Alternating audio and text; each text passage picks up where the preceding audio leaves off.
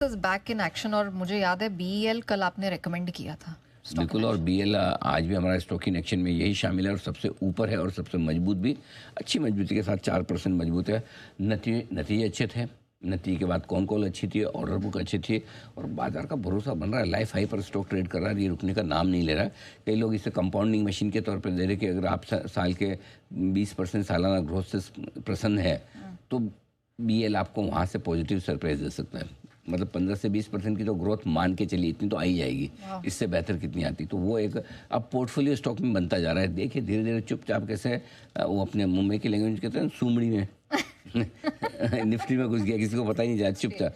मतलब मैं बताता हूँ, जो मुंबई और महाराष्ट्र के बाहर जो लोग हैं उनके लिए ये शब्द नया हो सकता है। मतलब क्या क्या कह रहे हैं, चुपचाप बिना किसी को बताए हुए एकदम है पतली गली से, है ना, वो आराम से निफ्टी में आ गया, जम के बैठा हुआ है। तो ये कमाल है बीएल का, जो फंडामेंटल्स मजबूत होते हुए दिख रहे हैं। तो पहला स्टॉक इन एक्शन बीएल है, दूसरा सीमेंस है। आज सुबह सुबह हमने स्टॉक ऑफ द डे के तौर पर दिया भी था और उन्होंने कहा भी कि नतीजों के बाद जो कल कॉनकॉल हुआ, बहुत मजबूत आउटलुक आया कॉनकॉल में। जेफरीज ने भी अपना टारगेट बढ़ाकर 3700 किया है, तो इसलिए इस स्टॉक में भी बहुत बढ़िया एक्शन बनता हुआ दिख रहा है। तो ये दो स्टॉक ऐसे हैं जो जबरदस्त एक्शन में। इनफैक्ट मैं बता दूं सर, कल बीएल जब आपने रेकमेंड किया था स्टॉक इन एक्शन में 368 के पास था, अभी 380 है। और सीमेंस आज सुबह जो आपने रिकमेंडेशन दी थी, जो टारगेट्स दिए थे, वो यहाँ सारे मीट हो गए हैं।